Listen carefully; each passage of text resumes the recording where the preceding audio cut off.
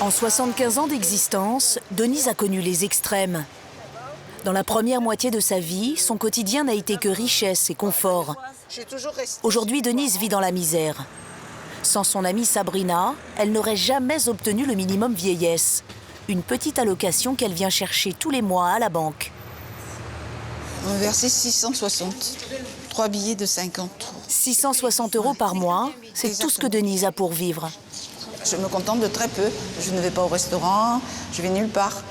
Alors ce qui fait que, évidemment, je dispose de ce qu'il faut pour ma survie. Voilà, merci, au revoir. Pourtant, Denise pense qu'elle pourrait vivre comme une millionnaire. Car elle affirme être copropriétaire d'un des plus célèbres palaces de la Côte d'Azur. L'Hôtel Martinez, à Cannes. C'est ici que célébrités et grosses fortunes se croisent pendant le festival du film. À l'intérieur, tout respire le luxe des grands hôtels internationaux. Sols en marbre, œuvres d'art, mobilier authentique de l'époque Art déco. Un séjour dans ce palace de la Croisette peut coûter jusqu'à 2 500 € la nuit. Aujourd'hui, Denise réclame sa part sur les bénéfices de l'hôtel. Un héritage d'au moins 10 millions d'euros qui, selon elle, lui échappe depuis des années. Mais l'hôtel conteste. C'est donc la justice qui va trancher. Pour comprendre cette histoire rocambolesque, il faut retourner 80 ans en arrière. Dans les années 20, le père de Denise, Frédéric Danella, est le patron d'une des plus grosses entreprises de travaux publics de Marseille. L'escalier de la gare Saint-Charles, par exemple, aujourd'hui fierté des Marseillais, c'est lui qui l'a réalisé. Il a aussi construit plusieurs immeubles dans Marseille, des hôtels particuliers et sa propre maison. Denise est née dans cette jolie villa à Colombages. Elle n'est pas venue ici depuis au moins 20 ans et dans ses souvenirs, tout paraissait plus grand. Non, on dirait qu'ils ont réduit, je sais pas comment ça se fait. Vu d'ici, il paraît pas grand, alors que pour moi, quand j'y étais, oui, il me paraissait beaucoup plus grand. Une maison bourgeoise de 3 étages avec une quinzaine de pièces. Et pour entretenir tout cela, les parents de Denise employaient plusieurs domestiques. Oui, il y avait du personnel. Il y avait la cuisinière, celle qui faisait la femme de chambre, si on veut. Puis il y avait une personne aussi qui faisait le rôle de valet. Si, puis ils avaient des fois des chauffeurs. Ces grands bourgeois marseillais roulaient dans des voitures de luxe, ne faisaient appel qu'aux meilleurs photographes. Les 3 enfants avaient un précepteur. Toute la famille prenait régulièrement des vacances. À l'époque, ces pratiques étaient réservées aux gens riches. Dans la région, l'entreprise familiale est une référence. Alors ce n'est pas étonnant si en 1927, le père de Denise décroche le contrat de sa vie. Mais ils ont supprimé, c'était marqué Danella Frères, là. Ils ont supprimé. Son entreprise est chargée de construire l'hôtel Martinez à Cannes. Ce palace doit devenir le plus grand de la Côte d'Azur. Il faut qu'il attire stars et hommes d'affaires des années folles. Un chantier titanesque qui emploie 500 ouvriers. Mais ce qui devait être l'œuvre du bâtisseur va devenir son pire cauchemar. Car une fois le chantier terminé, Emmanuel Martinez n'a pas de quoi payer les travaux. À la place, il aurait proposé à l'entrepreneur 8% des actions du palace. Des actions qui prennent très vite de la valeur. Mais ces papiers, Frédéric Danella n'arrivera jamais à les convertir en argent. Il meurt ruiné en 1977. Ces 2 enfants peuvent-ils aujourd'hui toucher cet héritage qui les sortirait de la misère? Ce soir, Denise se rend chez Jean, son frère de 83 ans. Il habite dans un modeste appartement de Marseille. Comme Denise, il a vu son père se battre contre le Martinez toute sa vie. Et cette vieille histoire commence à lui taper sur les nerfs.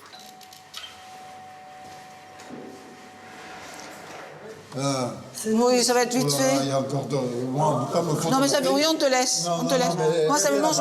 Voilà, ça va, très bien. Il y a mon jambe qui a dit qu'on me faut de la paix. Oui, d'accord. Oui, c'est sûr. Une fois la colère passée, Jean nous explique pourquoi cette affaire n'est toujours pas réglée. Selon lui, c'est la faute des avocats de son père. Il les accuse d'avoir été corrompus par la partie adverse. Mon père avait un avocat, à un moment donné, le gendre de cet avocat. Il a foutu en l'air tous les dossiers du Martinez. Je sais très bien ce qui s'est passé.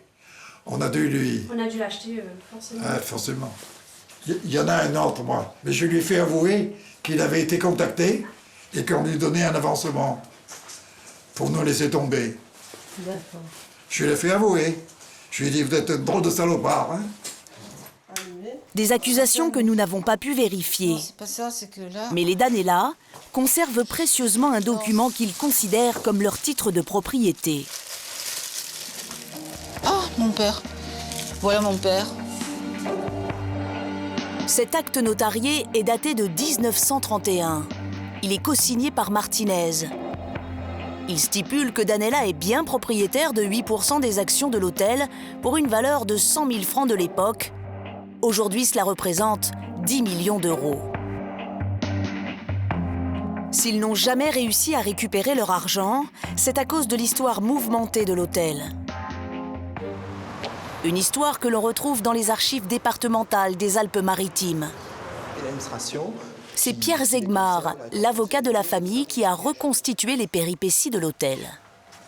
Il y avait deux sociétés, hein, l'une qui était propriétaire des murs et l'une qui exploitait le fond. À partir des années 40, le Martinez passe de main en main. 1942, la France est occupée. L'hôtel tombe entre les griffes d'un collaborateur. À la Libération, l'hôtel est réquisitionné par l'État. Il sera ensuite revendu à un groupe hôtelier en 1981. À chaque changement de propriétaire, la famille de Denise est ignorée et ne touche rien. En 81, ils ont pourtant bien essayé de faire entendre leur voix. À ce moment-là, mes clients ont dit « mais ne vendez pas l'hôtel, payez-nous nos actions !» Payez-nous nos actions. En plus, ils sont déjà dans la misère. Ils ont déjà tout perdu. Alors, ils ont écrit à Bérégovoy, ils ont écrit à des députés, et on ne les a pas entendus. Jusqu'ici, les héritiers ne trouvaient pas d'avocat, car ils n'avaient pas de quoi le payer. Mais Pierre Zegmar, lui, a accepté de travailler gratuitement pour partir au combat. Il ne sera rémunéré que s'il gagne le procès. Et pour l'instant, il est optimiste. Mais 80 ans après les faits, alors que l'hôtel a changé 5 fois de propriétaire, les héritiers peuvent-ils encore obtenir gain de cause ? Aujourd'hui, l'hôtel Martinez appartient à un grand groupe américain qui leur a opposé une fin de non-recevoir et n'a pas souhaité répondre à nos questions. L'affaire se réglera d'ici la fin de l'année devant le tribunal de grâce. Ce matin-là, sur le vieux port de Marseille, Jean, le fils de l'entrepreneur ruiné, est accompagné de Natacha, sa fille unique, et de son gendre, Anthony. Toute la famille a été convoquée par l'avocat. Malgré les preuves, il ne veut pas leur donner trop d'espoir. Vous avez énormément d'argent à récupérer, mais sachez que quand même, il y a des procédures judiciaires en cours, que ce sont les juges qui décideront, et sachez que vous avez en face de vous des personnes qui, pour le moment, ne veulent pas négocier avec vous, ne veulent rien céder. Il n'y a aucun équivoque. La vente qui a eu lieu est une vente absolument nulle. Vous savez, si on va jusqu'à la Cour de cassation, c'est un procès qui peut durer 5 ans, 6 ans, jusqu'à 2015-2016. Le fait que ça dure encore 5 ou 6 ans, ça vous... Non, pas du tout. Ça va durer 4 ou 5 ans. Moi, je peux vous dire que ça va être très bref et en début de l'année prochaine. Voilà ce que je vous dis. Tu crois que Sarkozy peut faire quelque chose? Faut rien, je n'ai rien senti. Alors. En tout cas, que cette année, ça soit l'année... Les Danella se prennent à rêver qu'ils pourraient bientôt toucher les 10 millions d'euros dont ils s'estiment propriétaires. Et maintenant, elles vont à la lumière. Autrement dit, c'est une affaire qui fait surface. Enfin. À Cannes, nous retrouvons ce matin-là Natacha, la fille de Jean. Elle non plus ne roule pas sur l'or. Elle est hôtesse d'accueil à la mairie de Marseille. Jusqu'à présent, les boutiques de luxe, elle ne faisait que passer devant. Mais elle se dit que ça pourrait bientôt changer. Ça fait rêver? Ah oui. Mais ça fait rêver, mais je m'en achèterais des douzaines comme ça. J'aurais les moyens, donc je le ferai. C'est la première fois que Natacha vient à Cannes. Elle est là dans un but bien précis. Découvrir l'œuvre de son grand-père. Enfin, je vais voir en vrai l'hôtel Martinez. Vraiment l'hôtel qu'a construit mon grand-père.